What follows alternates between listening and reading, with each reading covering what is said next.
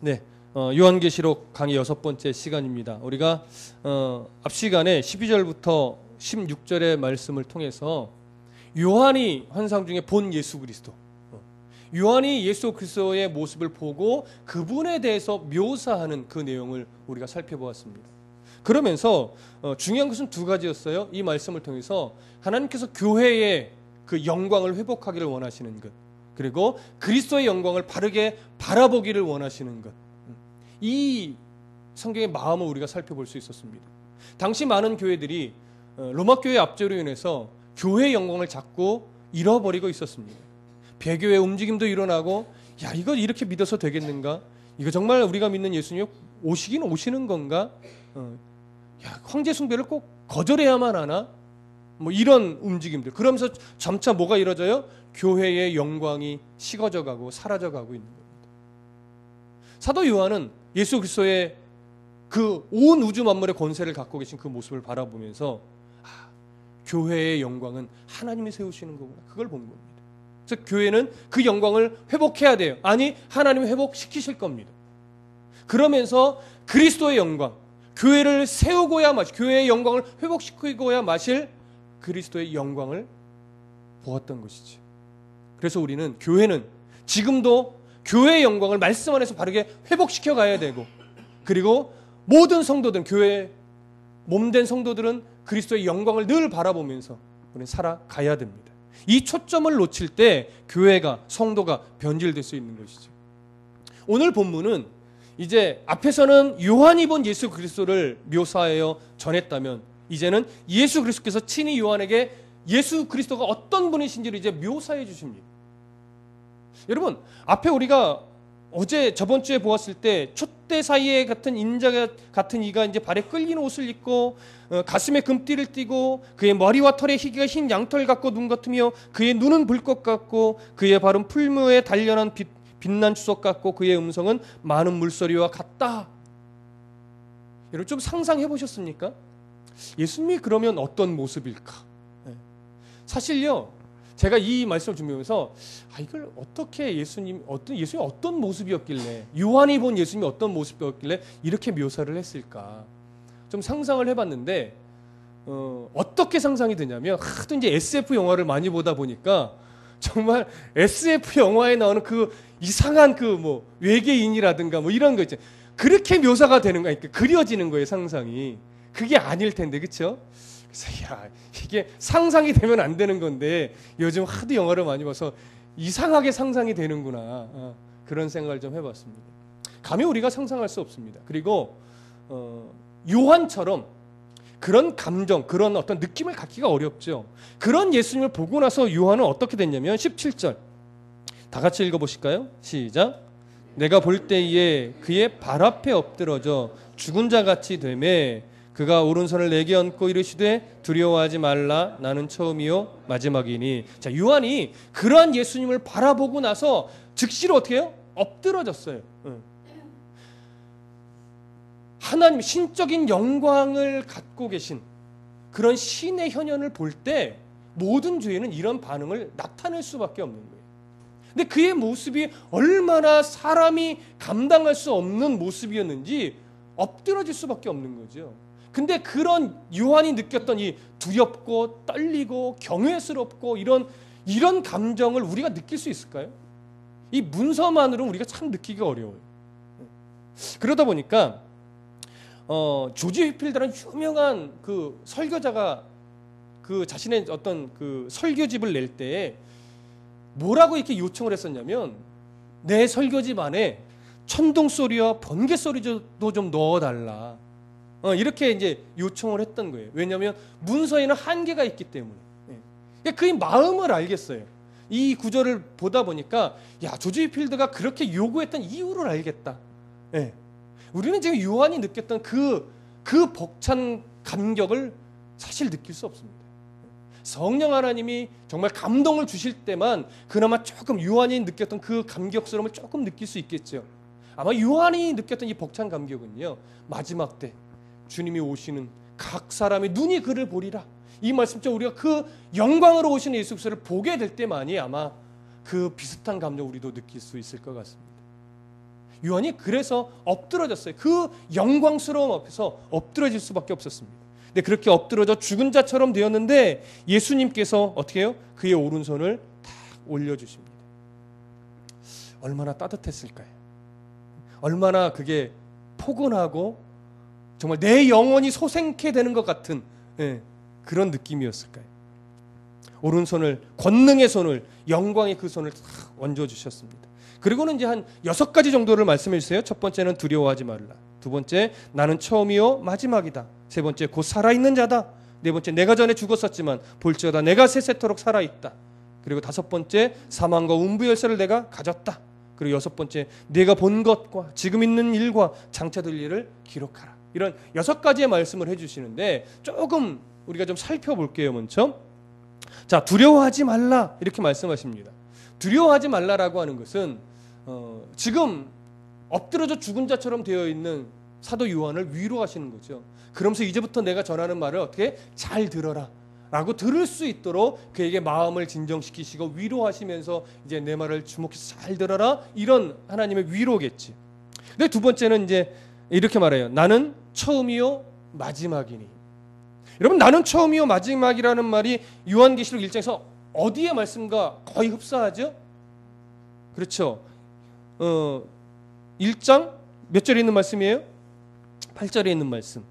나는 알파와 오메가라. 이제도 있고 전에도 있고 장차 올 자라. 자요 전능한 자라 하시더라. 알파와 오메가라는 것, 그때도 말씀을 드렸지만 헬라어의 첫 단어요 마지막 단어입니다. 알파와 오메가. 이 얘기는 내가 역사를 시작한 자요, 내가 역사를 끝마칠 자라는 것이죠. 역사의 주관자라고 하는 거예요. 온 우주 만물의 주권자라고 하는 겁니다. 온 우주 만물을 통치하는 왕이시라는 얘기예요. 그런데 요한계시록 1장 8절은 누구에게 하시는 말씀이었죠? 누가 하시는 말씀이었죠? 예수님이 아니에요. 주 누가 이르시되? 하나님이 이르시되. 하나님에게 해당되는 말씀이에요. 성부 하나님에게. 근데 예수님께서 이제 뭐라고 말씀하시냐면 나는 처음이요 마지막이라. 그러니까 하나님에게 사용되던 이 표현을 예수님 스스로가 자신에게 뭐하고 있어요? 자신에게 적용하여 표현하고 있단 말이에요. 나는 처음이요 마지막이다. 나는 알파 오메가입니다. 내가 역사에 시작한 자고 역사를 끝낼 자다. 내가 역사의 주관자고 내가 온 우주 만물을 통치하는 왕이다. 이 얘기는 지금 예수 그리스도의 어떤 본질을 누구처럼 똑같이 끌어올려 놓는 거예요. 성부 하나님의 위치로 똑같이 끌어올려 놓는 거예요. 여러분, 이것이 바로 성부, 성자, 성령 하나님의 본질입니다. 성부, 성자, 성령 하나님의 본질이 다를까요? 같아요. 삼위일체라는 부분을 이야기 드릴 때 가끔씩 표현하지만 삼위일체는 성경에 나타난 성부, 성자, 성령 하나님에 대한 올바른 표현은 아닙니다. 성경에 보니까 성부 하나님이 나오고 성령 하나님이 나오고 성령 하나님, 성자 하나님, 성령 하나님이 나와요. 근데 성경을 보니까 이 세 분 하나님인데 성경에 또 보니까 이분이 한 분이시래요. 유일신이에요. 설명할 수가 없습니다. 그래서 신학자 칼빈도 나는 삼위일체라는 말이 싫다. 그러나 사람이 표현할 수 있는 언어 중에 삼위일체만큼 잘 표현한 말이 없기 때문에 나도 그냥 사용한다라고 말을 합니다. 삼위일체라고 하는 것은요, 사람의 이성으로 설명할 수가 없습니다. 과학적인 사고와 논리로 설명할 수 없는 거예요. 근데 그게 믿음을 선물로 받은 사람들은 이해가 되어지는 거죠. 그게 믿어지는 거예요. 수용이 되는 거예요. 그런데 이것을 수용하지 못하는 어떤 비판적인 학자들은 그러다 보니까 성자 종속설이라는 걸 자꾸 꺼내놔요. 예수님은 성부 하나님에 예속되어 있는 거다. 그러니까 자꾸 그 능력의 크기를 나누려고 하죠. 그렇지 않습니다. 자신의 어떤 맡겨진 위치에 대해서 철저하게 존중을 해주시는 관계이지, 성부 하나님이 높고 성자 예수님이 낮고 누가 1등이고 누가 2인자고 누가 3이냐 이런 구분이 없어요. 본질에 있어서는 똑같습니다. 능력도 태초부터 계셨던 것도 할 수 있는 모든 것도 똑같아요. 그러나 그의 역할적인 면에서 우리가 구분만 할 뿐입니다. 예수님은 바로 뭐예요? 성부 하나님과 똑같이 알파 오메가의 역사의 시작자요, 역사를 끝내시는 분이요, 온 우주 만물의 뭐예요? 통치자이십니다. 왜 이 부분이 중요하냐? 그런 권세와 능력을 갖고 계신 분이기 때문에 지금 요한에게 교회에 이 메시지를 전하라고 할 수 있는 권세가 있기 때문에 자격이 되신다 이거. 그래서 중요합니다. 자, 그런 분이, 그런 예수 그리스도께서 이제 더 구체적으로 말씀을 하십니다. 18절 함께 읽어보겠습니다. 시작. 곧 살아있는 자라 내가 전에 죽었었노라. 볼지어다 이제 세세토록 살아있어 사망과 음부의 열쇠를 가졌노니. 세 번째는 뭐냐면 곧 살아있는 자다 이렇게 표현합니다. 여기서 살아있다라고 하는 것은요, 과거에도 살아있었다라고 하는 거예요. 이 과거는 단순 과거가 아니라 태초 이전부터 성부 하나님과 똑같이 그 과거에도 살아있었고 지금도 살아있고 앞으로도 뭐예요? 영원히 살아있는 자라는 거예요. 그러니까 예수님이 갖고 계신 신적인 영원성을 여기에서 지금 강조하고 있는 거예요. 죽은 적이 없다 이거예요. 나는 영원히 살아있는 자다. 이 표현인데 이 표현과 달리 이제 어떤 말씀을 하시느냐? 네 번째로 내가 전에 죽었었노라. 영원히 살아 계시는 자인데 뭐라고 말하면 내가 전에 죽었었노라. 그런데 볼지어다 이제 세세토록 살아있다 이렇게 표현합니다. 그러면 여기 내가 전에 죽었었노라는 것은 어떤 사건을 의미하는 거겠어요? 네, 십자가 사건이에요.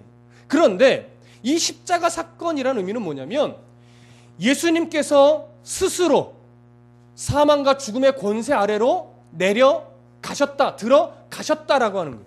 누구를 위해서? 우리를 위해서. 이게 우리를 향한 하나님의 사랑이라고, 사랑에 기인한 거라는 것밖에 설명할 방법이 없어요. 예수님은 죽으실 수 없는 분이에요. 사망과 권세가 예수 그리스도를 그의 아래 둘 수가 없어요. 그런데 그렇기 때문에 예수님이 스스로가 인간의 몸을 입고 오셨고 스스로가 사망과 죽음의 권세 아래로 들어가셨기 때문에 가능한 일이에요. 그래서 그 말씀 드렸죠. 마가복음에 보면 예수님이 죽으시는 장면이 나오는데 사람이 보통 죽으면 고개가 이렇게 꺾여지잖아요. 그러면 고개가 꺾여져서 죽는 겁니까? 죽었기 때문에 꺾여지는 겁니까? 네. 죽었기 때문에 사람의 고개가 꺾어지는 거지 고개가 꺾여지니까 죽는 게 아니란 말이에요. 근데 성경은 이렇게 표현하고 있어요. 예수님이 다 이루었다. 예수님이 고개를 숙이시니 비로소 그 영이 떠나가시더라. 뭐예요? 죄와 사망의 권세 아래 이제 네가 나를 데리고 가라고 허락하신 거예요. 그렇지 않으면 감히 사망과 죽음의 권세 예수님을 데리고 죽게 할 수가 없어요. 여러분 그거 아셔야 돼요. 사람이 찌른다고 죽으실 수 있다고요? 물론 완전한 인간으로 오셨으니까 그렇게 할 수는 있겠죠. 그러나 성자 예수님께 스스로 죽음 아래 자신을 내어줬기 때문에 가능한 거예요. 그러나 잠시 사망과 죽음의 권세 아래 자신을 집어넣으셨지만 그것은 끝나셨어요? 아니요. 3일 만에 살아나셨어요. 그게 승리예요. 사망과 권세가 예수 그리스도를 영원토록 가둬놓을 수 없다고요. 그래서 그것을 깨고 승리하셨어요. 그 승리는 바로 제사장이 속죄하러 지성소에 들어갔다가 죽지 않고 살아나온 것이 그들의 죄가, 이스라엘 백성들의 죄가 용서됐다는 하는 증거가 되듯이 예수님이 사망 권세를 깨고 승리하여 살아나신 것이 무엇에 대한 증거요? 온 예수를 믿는 부름을 받은 모든 하나님의 백성들의 죄가 용서받았다라고 하는 증거가 된다고요. 그 증거를 위해 살아나셨어요. 그리고 죽음에 갇혀 계실 수 없는 분이기 때문에 살아나셔야만 하죠. 그래서 죽음의 권세를 깨고 살아나신 거예요. 지금 그것을 이야기하고 있는 겁니다. 그래서 이제는 예수 그리스도의 신적인 영원성을 온전하게 회복하셨죠. 더 이상 죽으실 일이 없어요. 왜냐하면 예수 그리스도의 죽음의 이유가 완전하게 성취되었기 때문에 더 이상 죽으실 일이 없어요. 왜? 우리가 더 이상 죄와 사망 권세의 노예가 될 일이 이제는 없기 때문에 하나님이 신분을 바꿔놓으셨잖아요. 하나님이 바꾸신 신분은 변하지 않는 신분이에요. 보장된 신분이에요. 로마서에서 계속해서 강조되어 왔듯이 보장된 하나님의 상속자의 신분이라고. 그것을 말해요. 그래서 하나 신적인 영원성이 온전하게 회복되셨어요. 그러고 나서 또 강조하는 게 뭐예요?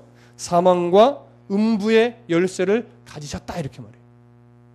사망과 음부가 이제 당연히 누구의 권세 아래로 들어갔다? 예수 그리스도의 권세 아래로 들어갔다. 여러분 아주 중요합니다.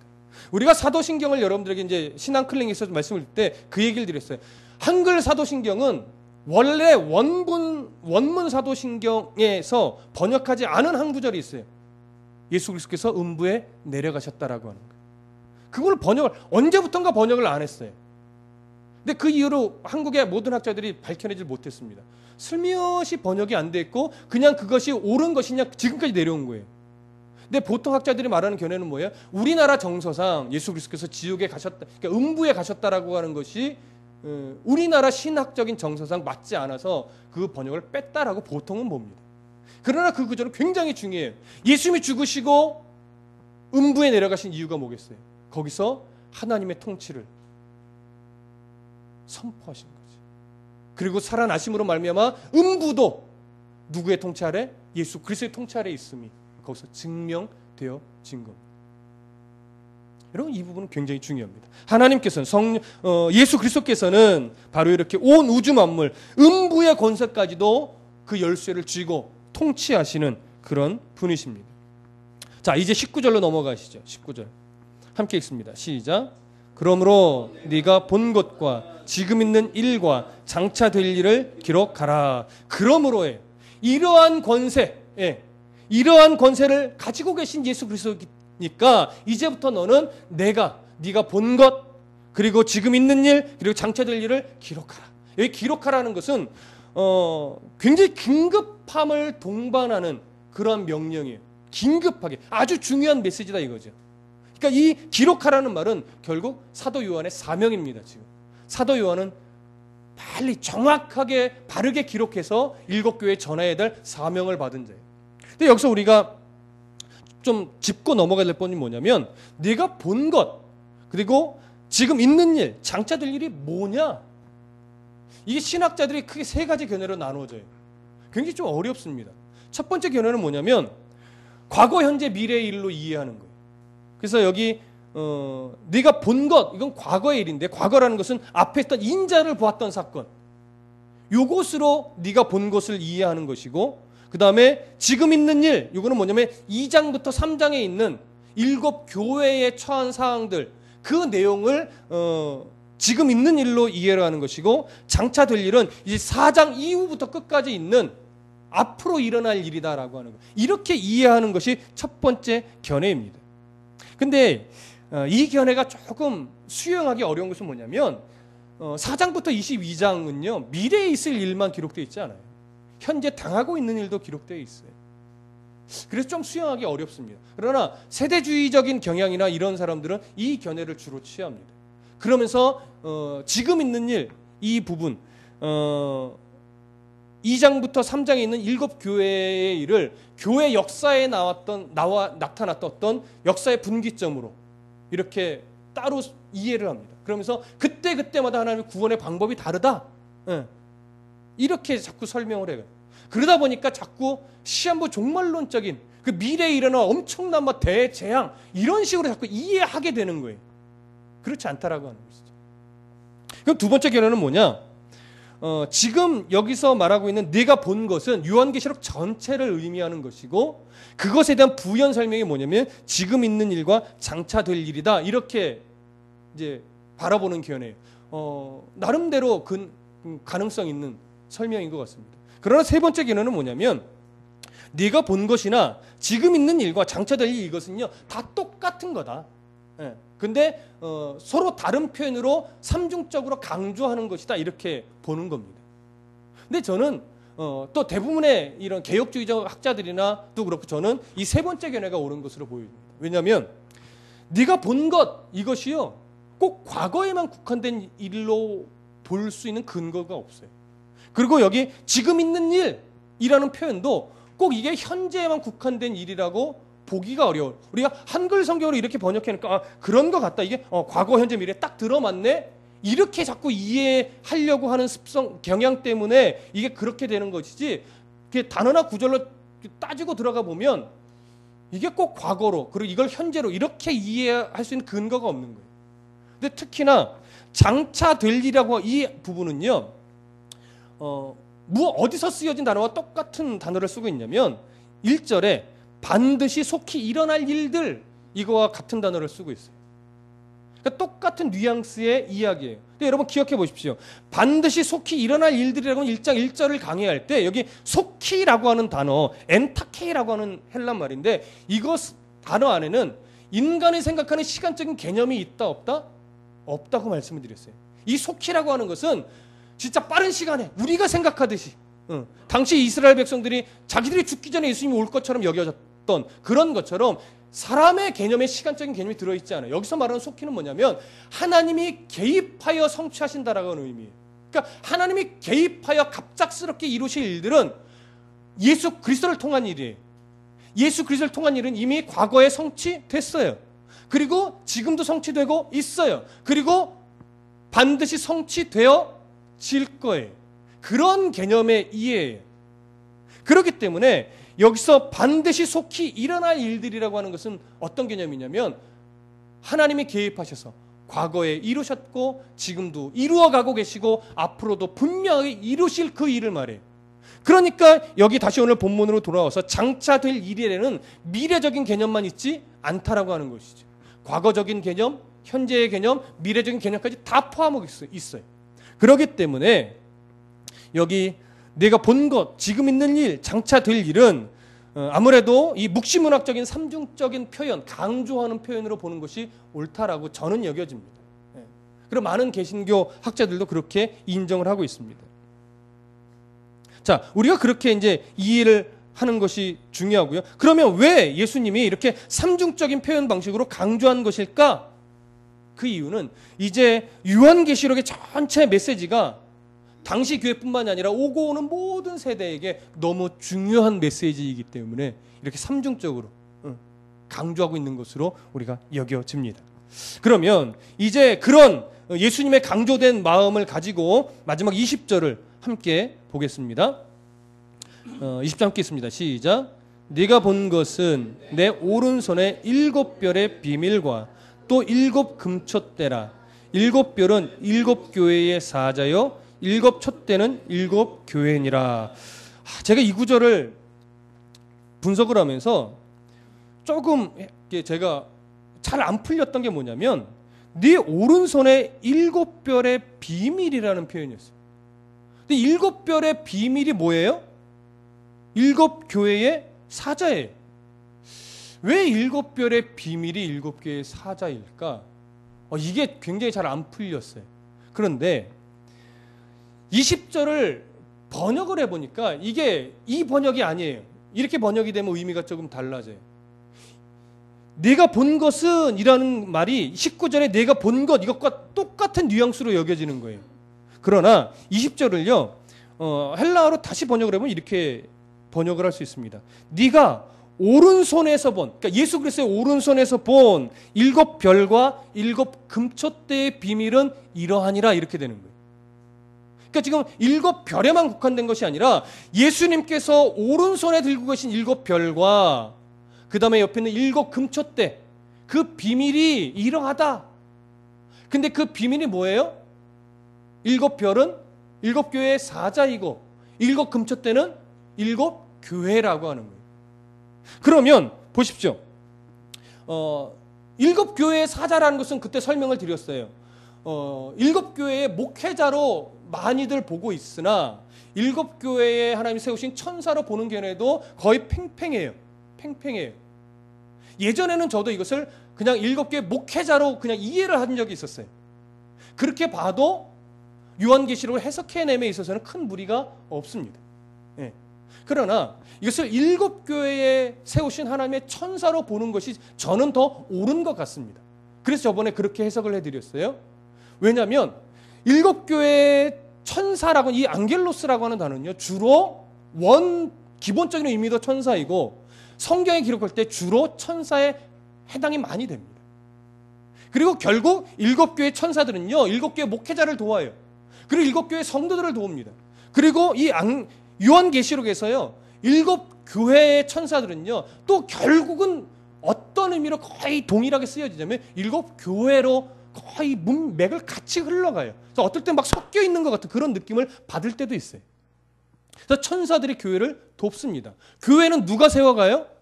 목회자가 세워가요? 성도가 세워가요? 아니에요, 여러분. 그거 아셔야 돼요. 요한계시록에서 흘러가는, 그리고 성경 전체에서 흘러가는 교회를 세우시는 주체는 하나님이세요. 그럼 하나님이 직접 와서 막 세워요? 아니요. 하나님이 천사를 통해서 계속 세우신다고. 그래서 7교회에 세우신 7교회 사자는 7교회 천사로 보는 것이 더 옳지 않은가, 이렇게 이제 여겨지는 겁니다. 자, 그래서 7교회 사자, 그래서 7 촛대와 또 7별, 이것을 봤는데 그것이 비밀이라고 말해요. 그래서 우리가 좀 오늘 좀 주목해서 살펴볼 수 뭐냐면 비밀이라는 단어예요. 이 비밀은 헬라어로 미스테리온입니다. 아마 이것의 어원이 돼서 영어에 미스테리가 나온 것으로 보여집니다. 근데 이 미스테리온이라는 것은 우리가 보통 미스테리라고 해서 막 신비하고 풀기 어려운 막 좀 머리를 고민하고 막 앞뒤 전후를 막 찾아서 우리가 막 풀어가야 될 이런 미스테리로 자꾸 이해하게 되지만, 원문이 갖고 있는 미스테리온이라는 것은 뭐냐면 사람이 풀 수 있는 것이 아니에요. 하나님께서 말씀해 주시거나 하나님께서 해석해 주시지 않으면 알 수 없는 것, 이것이 미스테리온이에요.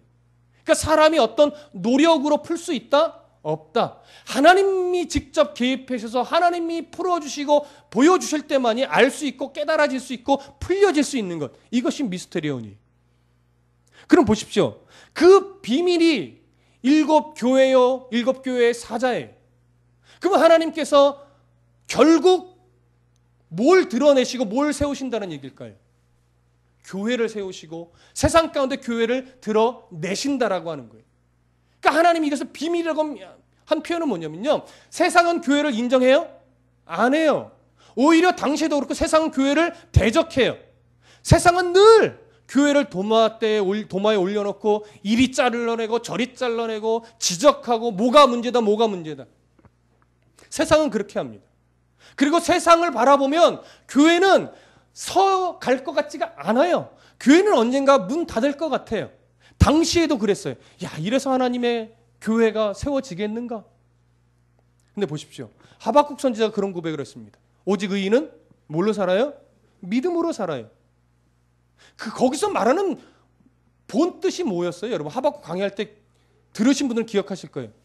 오직 의인은 믿음으로 말미암아 산다. 그 믿음은요, 하박국 선지자가 하나님 앞에 부르짖었던 게 그게, 하나님, 이 예루살렘 성의 백성들이 하나님의 말씀을 듣지 않고 자기의 옳은 대로 살아가는데 하나님 좀 매 좀 대주십시오. 하나님 채찍 좀 대주십시오. 이들이 하나님의 말씀을 전해도 회개할 줄을 모릅니다. 오히려 말씀을 전하는 나를 조롱합니다. 그때 하나님이 오랜 침묵을 깨고 하박국 선지자에 나타나서 하시는 말씀이 그거예요. 내가 이제 바벨론을 들어서 이 예루살렘을 공격할 건데 예루살렘이 멸망하고 성이 무너질 거라는 얘기. 그때 요한이 하박국 선지자가 충격을 먹어요. 그래서 하나님이 이제 항변해. 하나님, 그거 말고요, 제가 말씀드리는 것은 예루살렘 성전이 무너지는 것을 말하는 것이 아니라 매만 좀 대고 정신만 차리게 해달라고요. 그런데 하나님이 아니야, 내가 무너뜨릴 거야, 이스라엘을 멸망시킬 거야, 이 얘기를 하는 거예요. 하박국 선지자는요, 인정을 못했어요. 하나님 말이 됩니까? 아무리 이스라엘이 죄 가운데 거해 있어도 바벨론보다는 악하지 않아요. 근데 왜 그 악한 이방 신을 섬기는 악인의 손에 이 이스라엘을 멸망시킨다는 말입니까? 어찌 그들의 손에 예루살렘 성을 무너뜨릴 수 있습니까? 오랜 동안 항변하고 기도합니다. 하나님은 뜻을 바꾸지 않습니다. 그러나 하박국 선지자 오랜 동안 기도하는 중에 그가 가슴으로 하나님의 마음을 느끼게 되는데, 느끼면서 고백한 것이 뭐냐면, 오직 의인은 믿음으로 사는 거는 무슨 얘기예요? 예루살렘이 성이 무너져도, 이스라엘이 멸망해서 쪼개져서 포로로 끌려간다 할지라도 하나님의 나라는 망하지 않는다? 망하지 않는다. 하나님의 나라는 예루살렘 성전이 무너져도 하나님의 방법대로 곳곳에서 하나님의 교회는 설 수밖에 없다 이거예요. 그게 의인이 갖고 있는 믿음이에요, 여러분. 하나님이 때로는 그래서 교회를 쪼개기도 하시는 거예요, 여러분. 교회가 잘못했을 때 하나님은 교회를 쪼개세요. 그래서 다시 교회를 또 세워가시는 거예요. 다드림교회가 문을 닫는다고 하나님의 교회가 문을 닫지 않습니다. 다드림교회가 말씀이 흐려지고 말씀의 공의가 선포되어지지 않고 여러분들 신앙을 책망하는 목소리가 자꾸 사그라들고 여러분들 귀에 즐거운 소리만 전하게 되면 하나님은 언젠가 다드림교회를 쪼개실 거예요. 우리가 볼 때 저 교회는 다드림교회가 아니라 저 교회가 쪼개져야 되는데 우리는 이렇게 생각할 수 있겠죠. 그건 우리가 심판자가 되고 있는 거예요. 그건 하나님이 보실 거예요. 하나님이 쪼개실 교회는 쪼개시겠죠. 놔두실 교회는 놔두시겠죠. 그러나 쪼개진다고 다 나쁜 것이 아니고 쪼개지 않고 놔두신다고 다 좋은 게 아닙니다. 중요한 건 하나님이 그 교회를 세워가고 있고 하나님이 그 교회 그 촛대 하나님이 세우신 촛대를 옮기셨느냐 안 옮기셨느냐 이게 중요해요.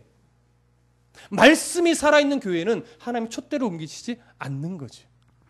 그게 중요합니다, 여러분. 하나님이 세우시는 것. 하나님이 결국 세상 가운데 그렇게 악한 세상이지만 교회를 드러내실 거예요. 천사를 통해서 교회를 도우실 거예요. 그래서 교회에 결국 그리스도의 영광을 드러내고 선포하고 세상 가운데 알리는 그 역할을 교회가 그 사명을 감당하도록 하나님이 만들어 가실 겁니다. 그럼 여기서 말하는 교회가 뭐예요? 건물로서의 교회예요? 아니에요. 에클레시아. 부름을 받은 자들의 공동체, 그 모임. 결국 뭐예요? 여러분들 우리와 같은 한 사람 한 사람이 교회요. 우리 같은 자들이 모여서 하나님 예배하는 그 공동체가 그게 교회인 거예요. 그러니까 천사를 통해서 세울 것은 교회 건물을 멋들어지게 세우는 것이 아니라 한 성도 한 성도가 정말 교회로서의 그 본질을 회복하고 교회로서의 삶을 바르게 살아나가면서 나의 삶의 모든 구석구석의 일상 속에 그리스도의 영광이 어떻게 해요? 드러나게 하는 것. 이것이 회복이에요. 이것이 교회예요. 이것이 하나님이 우리를 통해서 드러낼 비밀이라고요. 그래서 제가 가끔 속상한 게 뭐냐면 저는 밖에 나가면 사람들이 별로 목사로 안 봐요. 생긴 게 별로 목사 같지 않은가 봐요.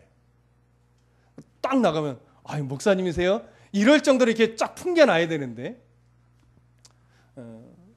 왜 이런 말씀을 드려요? 성도들의 삶 속에서는요. 그렇게 드러날 수 있는 삶이 사실은 돼야 돼요. 물론 어렵죠. 말 안 하면 누가 우리가 예수 믿는 사람인지 알겠습니까? 그럴 정도로 우리가 더 그리스도인다운 행실을 가져야 된다고 하는 거예요. 말하지 않아도 아무리 봐도 예수 믿는 사람 같아. 이런 소리가 들려질 수 있을 정도로 우리가 살아가야 되는데 지금은 어떤 세대예요?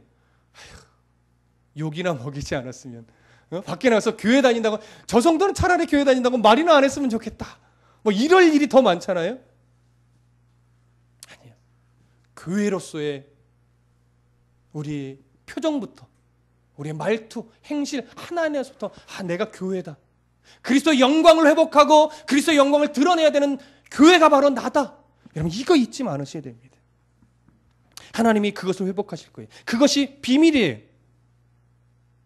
교회의 열심으로 교회는 사람의 열심으로 세워지지 않습니다. 사람의 어떤 종교적인 열정으로 세워지는 것이 아닙니다. 하나님이 그 열정과 그 열심을 사용해 주시는 것뿐입니다. 그러니까 여러분 내 열정 가지고 내가 교회를 세운다 이렇게 생각하지 마십시오. 내 조그만 재능을 내 조그만 열정을 우리 하나님 좀 사용해 주십시오. 이렇게 하나님 앞에 엎드려 내가 가지고 있는 하나님께 쓰임 받으며 하나님의 나라를 세워가는 그 일에 내가 한 부분만 감당하고 있다면 그것이 정말 성도로서 그리고 교회로서의 삶을 살아가고 있는 겁니다. 교회 안에서만이 아니라 교회 밖에서도 그 역할을 감당해 내셔야 되겠죠. 자, 이제 마지막 구절 보세요. 20절 마지막에 이제 19절 마지막에 장차 될 일을 어떻게 해요? 기록하라. 기록하라. 기록을 해서 전함으로 말미암아 교회가 20절처럼 교회가 교회다워지는 거예요. 그러면 사도 요한의 사명은 뭐예요? 주님이 보여주신 것, 들려주신 것, 알려주신 것 이것을 기록하여 전하는 것이 사도 요한의 사명이에요. 그러면 7 교회의 사명은 뭡니까? 그리고 7 교회된 우리들의 사명은 뭡니까? 기록하여 전해주신 그 말씀을 온전하게 이해하고 수용해서 가르쳐 주신 대로, 전하여 주신 대로 뭐 하는 것? 살아내는 것. 이게 우리의 사명이라고요. 근데 자꾸 우리 모두는 요한이 아니라 7 교회인데 요한처럼 살고자 하는 사람들이 자꾸 있어요. 특히 그 병이 누구한테 많아요? 목회자들한테 많아요. 그리고 그 고질병이 자꾸 은사 받았다라고 하는 사람이 자꾸 그런 병에 걸려요. 자기가 사도 요한이 돼서 자기가 환상을 보고 자기가 전하는 것이 세상 가운데 막 요한처럼 전하고, 그래서 막 세상을 각성시키고 교회를 각성시키고 막 이러려고 덤벼들어요. 그럼 요한이 필요가 없죠. 요한계시록이 무슨 의미가 있어요, 그러면? 여러분 잘 들으세요. 어떤 목사도 사도 요한 같은 사명을 주신 적은 없습니다. 또 다른 환상으로 세상을 각성시킬 필요가 없어요. 오고 오는 세대에 가장 중요하고 변치 않는 메시지는 하나의 요한을 통해서 주신 거예요. 근데 누가 사도 요한같이 내가 환상을 봤으니 그것을 전하며 막 교회를 각성시키고 세상을 각성시키려고 해요. 요한계시록이면 충분해. 사도 요한이 보았던 그 계시면 충분하다고요. 저나 여러분들의 몫은 뭐예요? 여기서 하셨던 그 말씀의 진의를 바르게 서로 해석하고 전하고 들으면서 거기서 주신 말씀대로 그 교회된 우리의 본질을 놓치지 않고 살아가려고 하는 애씀, 노력, 힘껏 싸워내는 것, 이게 저나 여러분들의 사명이라고요. 저 요한 아니에요, 여러분. 저 환상 없어요. 방언도 못하는 목사가 무슨 환상을 봐요? 저는 환상을 보는 것 딱 하나예요. 어디서 환상 봐요? 말씀 안에서 봐요. 이미 환상 다 주셨잖아요. 그러면 말씀 안에 주어진 그 환상의 메시지를 저는 바르게, 그 배경 속에서 바르게 해석하여 전하는 역할이에요. 전하는 것으로 끝나요? 저도 그렇게 살아야죠. 여러분들이 매일 해석하여 낼 수 없으니까 제가 대신 해석해 드린 것 뿐이잖아요. 그럼 여러분들은 이태희 목사가 해석하여 전한 게 맞나? 네. 혹시나 이단적인 요소는 없는가? 나름대로 분별하셔야죠. 이단적인 요소가 없다면 수용하세요. 무슨 말씀인지 아시겠어요? 이단적인 요소가 없다면 여러분들의 몫은 뭐냐면 이태희 목사를 통해서 하나님이 은혜를 주신 것을 믿고 수용하여 받아들여서 살아내는 거예요, 여러분. 그러나 이태희 목사가 혹시 획가닥 변질해가지고 지를 드러내려고 이단적인 말을 하지는 않나? 요건 잘 살피셔야 되는 거예요. 그래야 여러분들도 나중에 잘못되지 않을 수 있어요. 나중에 하나님 앞에 가가지고 그때 이태희 목사가 그렇게 가르쳤다니까요. 변명이 돼요? 변명 안 돼요. 그래서 성도도 분별력이 있어야 되는 거예요. 그래서 성도도 말씀에 깨어 있어야 돼요. 아니 그냥 목사님 가르쳐 주신 것만 잘 들으면 되지. 예, 일면 맞는 말입니다. 일면. 베레아 성도들처럼 어떻게 돼요? 그것이 맞나? 상고하는 게 필요하다고요. 저도 훌륭하신 어른 목사님들 설교를 들으면서요, 그 말이 맞나? 제가 상고해요. 그들이 해석해 놓은 게 거의 100% 제가 수용이 안 돼요. 이게 맞나? 정말 원문에 그렇게 기록되어 있나? 도대체 이 해석은 뭘 근거로 한 해석이지? 저도 막 찾는다고요. 근데 못 찾을 때가 있어요. 그때는 고민해요. 수용해야 될까 말아야 될까? 그래서 수용하지 않는 것도 있고 그럼에도 불구하고 수용하는 것들이 있어요. 여러분들도 마찬가지예요. 여러분들 수준 안에서 이태희 목사의 전하는 말이 메시지가 옳게 전했나 옳지 않은가 나름대로 분별하셔야 돼요. 옳으면 수용하십시오. 이해되셨어요? 수용한다는 게 뭐예요? 맞구나. 오늘도 새로운 거 하나 알았다. 이게 아니에요, 여러분. 그걸 갖고 살아내셔야죠. 고민하셔야죠. 내가 일상 속에 내 그 메시지대로 내 본질을 찾아내고 있는가? 내 사명이 뭔가? 이 몸부림이 있어야 된다고요. 중고등학생 때 필요한 게 뭐예요? 도대체 뭘 하면 내가 살아야 될까? 지금 알면 떼댕키고, 요즘 유행하는 표현이죠. 떼댕키고 몰라도 괜찮아요.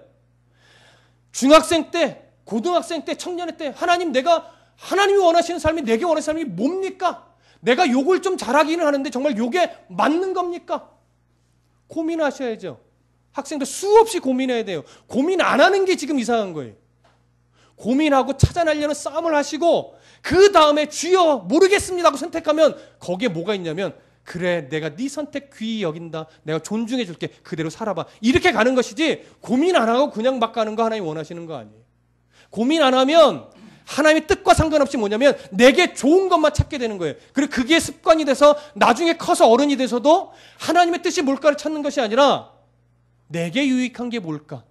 근데 그게 신앙에서도 교회 생활에서도 내게 유익한 게 뭘까 이렇게 가요. 그러면 신앙이 병든 겁니다. 하나님이 뭘 원하실까? 그 고민 가운데 결국은 내가 선택하게 돼요. 그러나 그 고민 가운데 선택을 하면 하나님이 그 선택을 존중하시고 하나님의 선하신 뜻을 이루도록 거기에 함께 하세요. 근데 그 고민 없이 내게 유익한 것이 뭔가라고 생각하고 그냥 선택해버리면 뭐냐면 그냥 나만 잘 돼요. 꼭 안 되지 않습니다. 그냥 잘 되기만 해요. 누구랑 상관없이? 하나님과 상관없이. 그럼 하나님 그러죠. 그래, 넌 돈이나 잘 벌어라. 그래, 넌 승진만 해라. 넌 그냥 좋은 대학이나 가. 근데 나랑은 상관없다. 여러분 출애굽 강의 때 들으셨죠? 가나안 땅을 주겠다.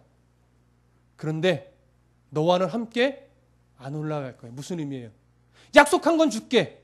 근데 이제는 너랑 나랑은 아빠와 아들의 자녀의 관계가 이제는 아니다 이거죠.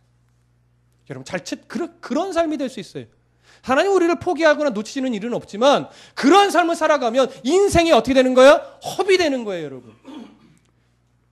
노년이 돼서 후회하죠. 젊을 때 힘다하여 주를 위해 바르게 섬길 걸 그때 왜 이걸 몰라서 내 욕심대로만 살았던가. 그렇게라도 하나님 보면 감사한데 이왕이면 지금 말씀 앞에 나를 돌아보고 내 사명이 뭔가, 내가 어떻게 살아야 되는가, 내가 정말 살아가는 이유가 뭔가를 빨리 찾고 하나님을 위해서 남은 인생을 들이셔야죠. 그래야 하나님 오실 때에, 예수 그리스도 오실 때에 주님 만나서 주님, 내가 정말 주를 위해 부족한 거 넘어진 흔적은 참 많지만 그래도 주를 위해 살았습니다라고 그 팔 벌리신 품에 우리가 달려가 안길 수 있죠. 그때 부끄러워서 내가 저 천성문에 들어가긴 할 텐데 참 예수님 뵙기가 부끄럽다. 그러시면 안 되잖아요. 물론 하나님이 그렇게 놔두시지 않겠죠. 네. 그러나 매 되시기 전에 어떻게 해요? 잘하시라고 해요. 물론 제게 하는 말입니다. 매 되기 전에 이태희 목사님 너 좀 똑바로 해라. 사명을 찾으십시다. 요한의 사명은 전하는 거였고 우리의 사명은 전함을 받아 바르게 사는 겁니다. 일상 속에서 그리스도의 영광을 드러내십시오. 함부로 얼굴 찡그리지 마십시오.